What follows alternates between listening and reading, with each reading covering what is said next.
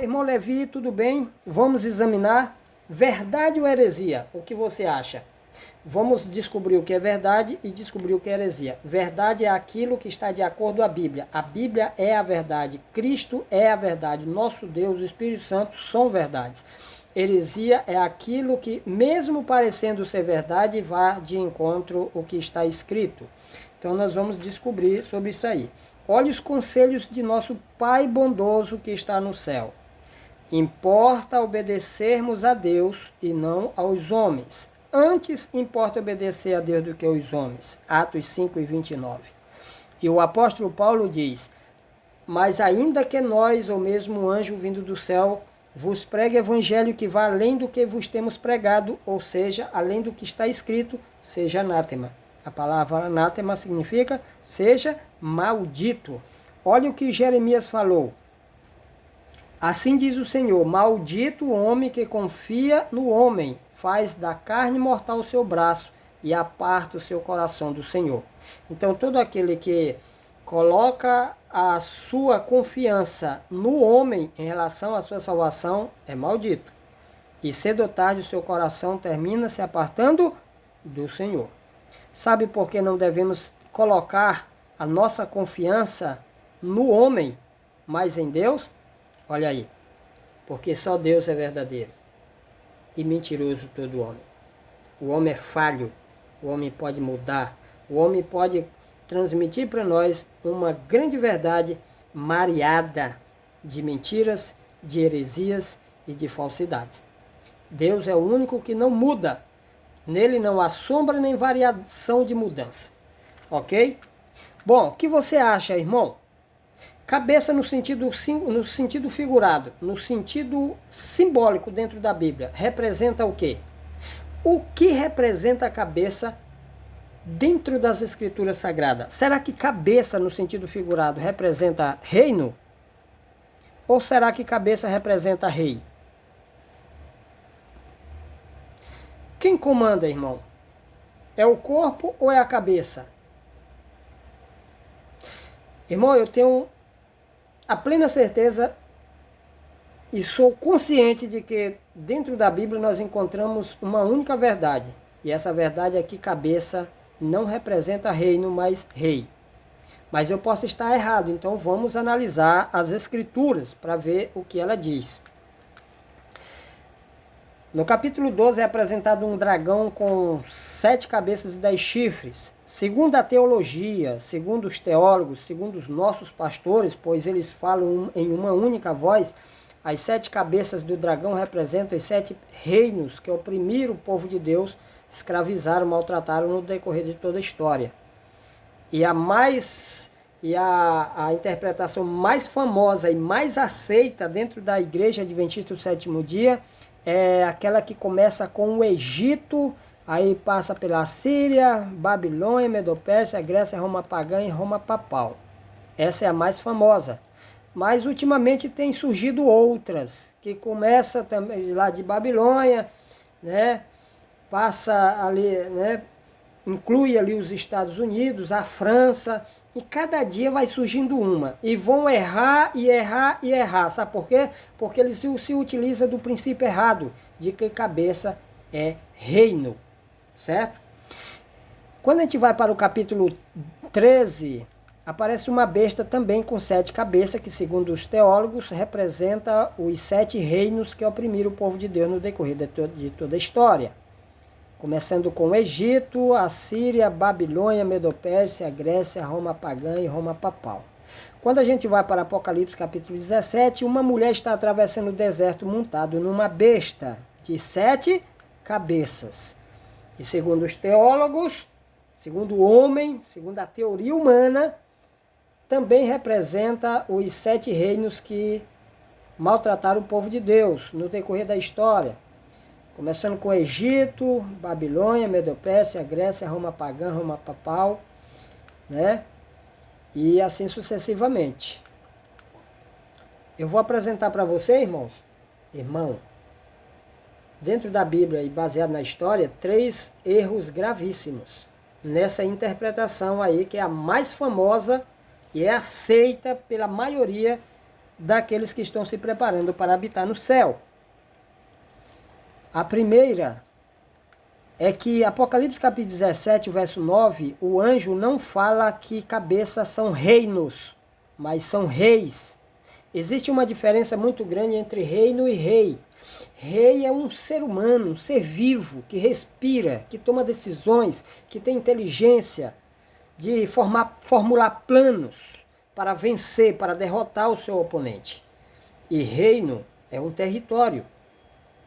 Você está entendendo? Governado pelo rei. Só aí já era o suficiente. Quem governa quem? Ah, é o rei que governa o reino. Então o rei é o cabeça. O reino é o corpo. Mas vamos para frente. Nós temos aí o primeiro erro, né? O anjo não falou reino, mas falou rei. Bom, a Bíblia nos adverte em relação a acrescentar ou tirar. Se alguém lhe fizer qualquer acréscimo, Deus acrescentará os flagelos escritos neste livro. E se alguém tirar qualquer coisa das palavras do livro desta profecia, Deus tirará a sua parte da árvore da vida e da cidade santa. Escrita neste livro, Apocalipse 22, 18 e 19. Vamos ver o segundo erro.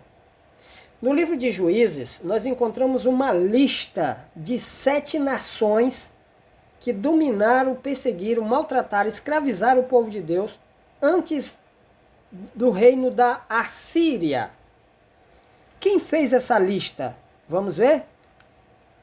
Porém, o Senhor disse aos filhos de Israel. Quem disse? O Senhor. Disse para quem? Para os filhos de Israel. Olha o que ele disse. Quando os egípcios e os amorreus e os filhos de Amon e os filisteus e os sidônios e os amalequitas e os maonitas vos oprimiam, tá a palavrinha-chave aí usada pelos teólogos, de opressão, e vós clamáveis a mim, não vos livrei eu das suas mãos. Contudo, vós me deixastes a mim, servistes a outros deuses, pelo que não vos livrarei mais. Então nós temos aqui, o próprio Deus criou uma lista, apresentou ao povo de Israel uma lista de nações que havia perseguido eles e que no momento clímax da sua opressão, eles haviam clamado a Deus e Deus havia livrado eles das mãos dessas nações opressoras. E vocês analisam, ele começa a sua lista com a mesma nação que posteriormente os teólogos começaram a sua lista. Vamos ver quantas nações são. Uma, o Egito, né? Os amorreus 2, os amonitas 3, os filisteus 4, os sidônios 5, os amalequitas 6 e os maonitas 7. 7 nações que havia oprimido, olha a palavra aí, oprimir, havia escravizado, maltratado o povo de Deus antes da Assíria. E nós vemos aí que Deus começou exatamente com o Egito, porque as pessoas dizem assim, não, é só potências mundiais. Irmão, quem disse isso? Qualquer nação que entra em choque com o povo de Deus, Deus já antecipa levando a revelação ao seu povo. Pode ser a menor nação. Pode ser a maior e a mais poderosa nação. Se ele não tiver uma ligação com o povo de Deus, a profecia não focaliza ela. Então nós temos aqui uma lista feita pelo próprio Deus de 7 nações que oprimiram o povo de Deus a partir do Egito, antes da Síria. Mas vamos ver, continuar esse segundo erro aqui. Vamos colocar aqui a lista divina, feita pelo próprio Deus lá em Juízes. E do outro lado a lista humana. Na lista divina nós temos o Egito, os amorreus, os amonitas, os filisteus, os sidônios, os amalequitas e os maonitas. 7 nações que havia perseguido o povo de Deus.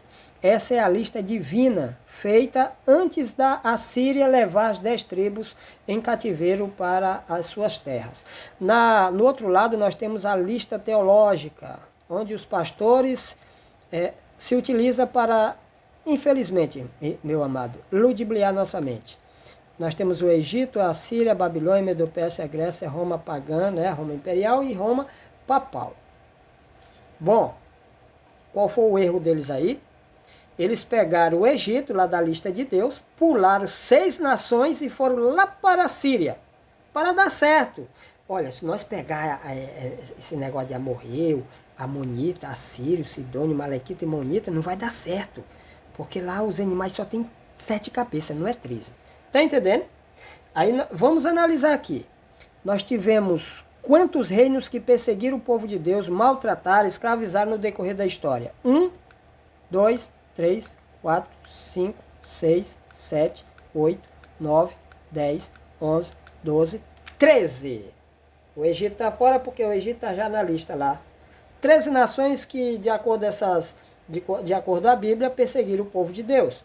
Então, isso quer dizer que se as cabeças dos animais simbólicos apocalípticos representassem reinos que haviam perseguido o povo de Deus no decorrer de toda a história, então o dragão teria 13 cabeças e não 7. A besta que sobe do mar teria 13 cabeças e não 7. A besta que está atravessando o deserto carregando uma mulher em busca do poder mundial teria 13 cabeças e não 7. Já que as cabeças representam nações que no decorrer da história havia perseguido o povo de Deus. Que baita de mentira, né, irmão? Um erro gravíssimo. Esse é o segundo erro. Vamos para o terceiro erro. Mas vamos ver aqui. Eles pularam 1, 2, 3, 4, 5, 6 nações para poder dar certo a ideia deles e poder tentar ludibriar a mente. Tenta e consegue ludibriar a mente daqueles que não estudam, daqueles que estão dormindo, daqueles que não oram, daqueles que não buscam, mas daqueles que cavam como Cristo cavou, esse daí não vai ser ludibriado a sua mente não. Vamos para frente. Vamos ver o terceiro erro. Vamos colocar aqui a lista teológica. As 7 nações que, segundo eles, são representados pelas 7 cabeças do dragão, da besta do mar e da besta do deserto. Vamos analisar, segundo a história, o Egito maltratou o povo de Deus 400 anos, a Síria mais ou menos 150, a Babilônia, segundo a profecia de Jeremias, 70, segundo a história, Medo-Pérsia 200, a Grécia 160, Roma pagã mais ou menos 600, foi um pouco mais, e Roma papal mais de 2 vezes o período em que Roma pagã dominou o mundo, que foi 1260 anos. Vamos comparar agora com a profecia. Se der certo, a gente acata, se der errado, a gente descarta e chuta para bem longe. Bom, o anjo disse assim, Apocalipse capítulo 17, o verso 9 diz, as 7 cabeças, aqui está o sentido, que tem sabedoria, as 7 cabeças são 7 montes, nos quais a mulher está sentada. O verso 18 diz que a mulher é uma cidade. E aí lá, o verso 9 diz, está sentada. São também 7 reis, dos quais caíram 5. Segundo a teologia, os 5 reinos que havia caído eram o Egito, a Síria, a Babilônia, a Medo-Pérsia e a Grécia. Aí o anjo continua, existe, que segundo a teologia é Roma pagã, o império que existia no tempo de João. E o anjo continua dizendo, e o outro ainda não chegou, e quando chegar, tem de durar pouco. E a cabeça que devia, segundo a profecia, durar pouco, os teólogos apontam para aquela que mais durou, gente. Vocês estão entendendo? Erro gravíssimo. Aí eles vêm tentar ludibriar nossa mente dizendo assim, não, mas lá em Apocalipse 12, o verso 12, diz assim, ai da terra e do mar, pois o diabo desceu até vós, cheio de grande ira, sabendo que pouco tempo lhe resta. Você não acha, irmão Levi, você não acha que é uma covardia grande comparar a maneira como um anjo vê o tempo com a nossa maneira de seres humanos ver o tempo? Eu acho que é uma covardia. Mas vamos para frente. Daniel 7,17 diz assim, estes grandes animais, que são 4 reis que se levantarão da terra. Aí o anjo diz que os animais são reis. O que é reis? Pessoas. Aquele que puxa a sua espada, mata o outro, entra no território do outro e toma são os reis. Isso no verso 17 do capítulo 7. Mas quando chega no verso 23, o anjo muda a sua linguagem e diz, o 4º animal será um 4º reino na terra. Opa! O anjo entrou em contradição com a própria linguagem, com a sua própria maneira de interpretar? Não. No verso 17 ele diz que animais são reis. No verso 23 ele diz que é reino. Ele entrou em contradição consigo mesmo? Não, essa é a maneira correta de interpretar. Por que animal na Bíblia representa rei e reino? Porque o animal ele se divide em duas partes, cabeça e corpo. Quando ele fala rei, ele está se referindo ao cabeça. Quando ele fala reino, ele está se referindo ao corpo. Certo? Agora, irmão Levi, eu lhe faço uma pergunta. Pensa bem antes de responder, coloca em pausa depois que eu fazer a pergunta. O que você acha? Reino é cabeça ou é corpo? Vou lhe dar uma pista. A igreja é cabeça ou é corpo? Vou lhe dar outra pista. A família é cabeça ou é corpo? Vou lhe dar mais uma pista. No ser humano, quem manda? Quem está no auge? Quem comanda? Quem toma as diretrizes? É a cabeça ou é o corpo do ser humano? Irmão, reino não é cabeça. Como os teólogos falam, reino é corpo. Quem é o cabeça é o rei. É ele que está no comando. Assim como Cristo é o cabeça da igreja, pois ele está no comando da igreja, está na direção, alimentando, cuidando, protegendo e salvando, assim também o reino é cuidado pelo rei, porque o reino é corpo, e o rei é o cabeça.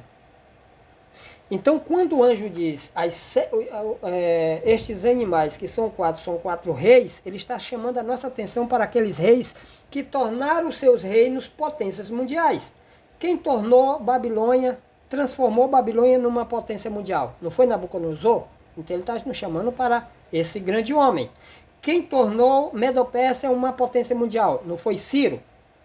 Quem tornou a Grécia uma potência mundial? Não foi Alexandre? E assim sucessivamente? Pois é, quando ele diz esses grandes animais que são quatro reis, ele está nos chamando a atenção para os homens, sua coragem, sua bravura, sua inteligência em formular os planos e conquistar o mundo. Agora, quando ele diz, e está se referindo à cabeça, e quando ele diz, o quarto animal será um quarto reino, ele está nos chamando a atenção para o que aquele reino vai fazer em relação ao seu povo. Nas mãos de várias cabeças, de vários reinos, de vários reis.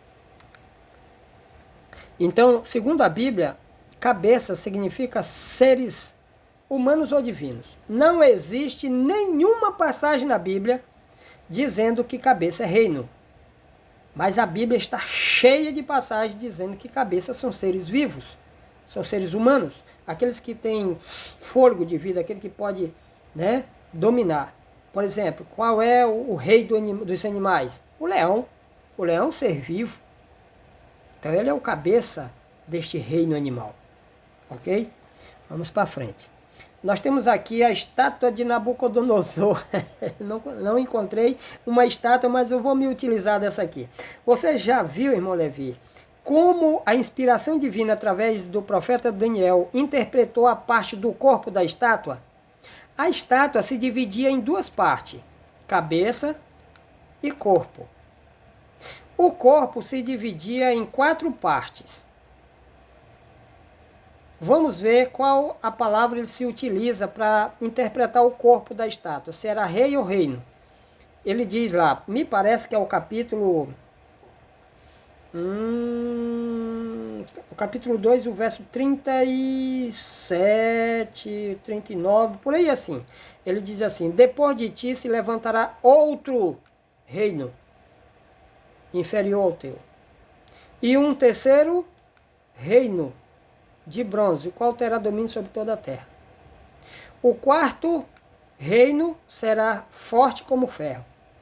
Como viste os pés de ferro misturado com barro, isso será um reino dividido. Pode ver que ele, interpretando a parte do corpo, sempre se utilizou da palavra reino. Por quê? Porque, irmão, Levi, reino não é cabeça, como os teólogos falam. Reino é corpo. Agora, quando ele foi interpretar a parte da cabeça, ele disse: Tu, ó rei, rei de reis, a quem o Deus do céu entregou o reino, o poder, a honra e a glória, tu és. Tu quem? O rei. Tu és a cabeça de ouro. Por que ele não disse assim, Nabucodonosor, a cabeça de ouro que tu viste representa o teu reino, o reino da Babilônia. Se ele tivesse dito isso, ele estava indo de encontro a toda a Bíblia. E o Espírito de Deus não se contradiz no que ele fala. O que ele leva um profeta a falar hoje, ele vai levar um profeta a falar daqui 10 anos. Ele não se contradiz na sua apresentação da verdade. Para Daniel, o que representa a cabeça? No sentido figurado, reino ou rei? Olha aí. Tu, ó rei, rei de reis, a quem o Deus do céu conferiu o reino, o poder, a força e a glória, tu és a cabeça de ouro. Para Daniel, cabeça era rei. E para Davi, olha o que Davi disse: das contendas do meu povo me livraste e me fizeste cabeça. E me fizeste cabeça das nações. Para Davi, ele era o cabeça das nações. Que cabeça? Que nações? Aquelas que Deus havia entregado nas suas mãos, que estava pagando imposto para ele agora. Ele era o chefe. Para Samuel, Samuel foi um dos profetas mais brilhantes e mais importantes da história de toda a igreja, pois ele fundou várias escolas de profetas, e para ele, cabeça no sentido figurado não era reino. Olha o que ele disse para o rei desobediente, o rei Saul. Prosseguiu Samuel: porventura sendo tu, esse tu aí era o rei Saul, pequeno aos teus olhos, não foste por cabeça das tribos de Israel? Em outras palavras, não foste por cabeça do reino de Israel? E não te ungiu o Senhor rei? Então, para Saul, cabeça, irmão, era rei. Aliás, para Samuel. Para o profeta Samuel, cabeça era rei. Para Moisés, escolheu Moisés homens capazes de todo Israel e os constituiu por cabeça sobre o povo. Chefe de 1000, chefe de 100, chefe de 50 e chefe de 10. Para Moisés, cabeça era homens que estavam na chefia. Certo? Então, cabeça, quem é cabeça? É um ser humano ou um ser divino ou um ser sobrenatural, como o diabo, né, também, que está no controle, no comando, na chefia de alguma coisa. Certo? Para os escritores dos livros de crônicas, estes foram cabeças de suas famílias, a saber, Éfer, Izi, Aliel, Esriel, Jeremias, Obadias e Adiel. Guerreiros valentes, homens famosos, cabeça de suas famílias. Nós temos aqui 7 famílias, deixa eu ver se é 7 mesmo. Olha, cabeça são homens. Uma cabeça, 2 cabeças, 3 cabeças, aliás, 3 cabeças, 4 cabeças, 5 cabeças, 6 cabeças e 7 cabeças. De 7 famílias. Certo? Cada família, uma cabeça. Porque o homem é o cabeça da família. Assim como Cristo é o cabeça da igreja. Para Isaías, será que para Isaías cabeça era reino? Mas a capital da Síria será Damasco. E o cabeça de Damasco, Rezim, era um homem. Isso está no capítulo 7, o verso 8. E no verso 1 diz que Rezim era rei da Síria. Ele era o cabeça. Para Isaías, cabeça era rei. Para Jefté, um dos juízes, olha o que ele disse. Então Jefté perguntou aos anciãos de Gileade: se me tornardes a levar para combater contra os filhos de Amon, e o Senhor nos der a mim, então eu vos serei por cabeça. Em outras palavras, eu serei cabeça de vocês. Para Jefté, ele era o cabeça. Ou o cabeça seria ele. Para Paulo, Quero, entretanto, que saibais ser Cristo o cabeça de todo homem, e o homem o cabeça da mulher, e Deus o cabeça de Cristo. No plano da salvação nós temos aí os três cabeças. Deus enviando, sendo cabeça de Cristo, isto é, enviando Cristo, e Cristo então enviando o homem. Isso no plano da salvação. Quando a gente vai para Apocalipse capítulo 20, o verso 10, lá fala dos três cabeças do plano da perdição. O diabo que os enganava foi lançado para dentro do lago de fogo, primeiro cabeça, onde não se encontrava, a segunda cabeça, a besta como falso profeta, terceira cabeça. Satanás comanda a besta e a besta comanda o falso profeta. Então, cabeça é aquele que está na direção de alguma coisa. Então, nós vemos aí os cabeças. Para Ellen G. White, olha o que ela disse de Salomão. Colocado como cabeça de uma nação que fora posta como um farol de luz para as nações ao redor, Salomão devia ter usado a sabedoria que Deus lhe dera.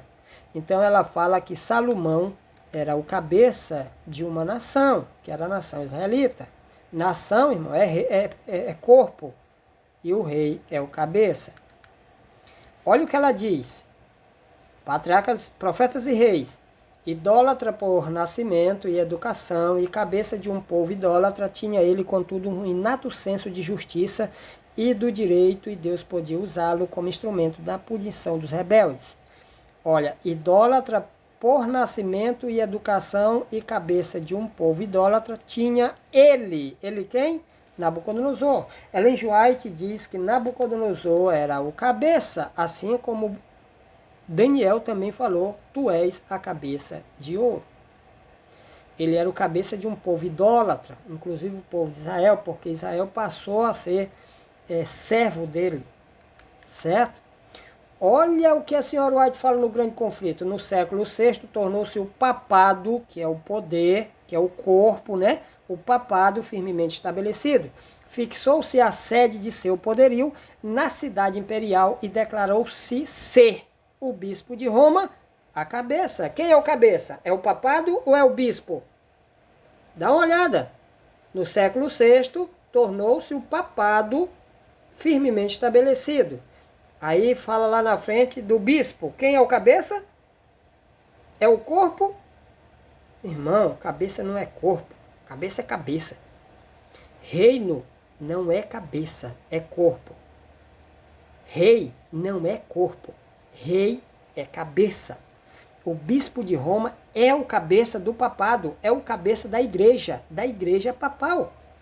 Está escrito aí. E para Gabriel, aqui está o sentido que tem sabedoria. As 7 cabeças são 7 montes, são também 7 reis. Se ele tivesse falado que são 7 reinos, ele estaria indo de encontro toda a Bíblia.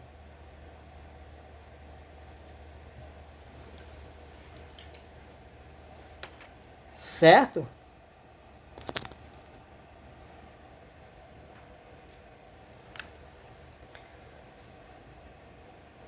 Quase que apagava aqui, tá? Tá em 5%. Então, para Gabriel, cabeça é rei. Agora vamos analisar. Vamos comparar agora a outra maneira de interpretar com a profecia. Porque a senhora White, ela diz no Eventos Finais, na página 15, precisamos ver na história o cumprimento da profecia. A gente já comparou com a história, né, a maneira como os teólogos entendem e com a Bíblia e deu errado. Vamos agora comparar essa maneira de entender. Em 1929 aconteceu algo importante na história. Isso é histórico, gente. Isso é histórico, está na história. Mussolini, né, Benito Mussolini, faz uma concordata com o Papa. Esse acordo é conhecido na história como Tratado de Latrão. O que aconteceu? Mussolini pegou um bairro de Roma, chamado Vaticano, transformou ele, através de documentos, num reino independente, num estado independente. E o Papa Pio XI passou a ser o rei o soberano deste reino. É o menor reino do mundo. O governo do Estado do Vaticano é monarquia. Isso é fato. Onde o rei é vitalício, o seu governo é vitalício, ou seja, só deixa de ser rei quando morre. Só deixa de ser rei quando morre. Certo? Então, em 1929, os papas se tornaram de verdade reis, porque o seu estado tem um governo que é monarquia. Certo? Aí nós temos, né, o dia em que foi assinado, né, pelos secretários de ambos os lados, transformando um bairro em um reino. Vamos comparar agora com a profecia. Se der certo, a gente acata e acredita, aceita. Se der errado, a gente descarta como a outra. O anjo disse: aqui está a sabedoria, aqui está o sentido que tem sabedoria. As 7 cabeças são 7 montes nos quais a mulher está sentada. São também 7 reis, dos quais caíram 5. Então nós vamos ver aqui os 5 que já havia caído. Vamos comparar com a história. Em 1929, ao Vaticano tornar-se monarquia, o Papa Pio XI senta no trono, torna-se o primeiro rei. Depois da sua morte, depois que essa cabeça cai, a outra cabeça toma o controle do corpo papal.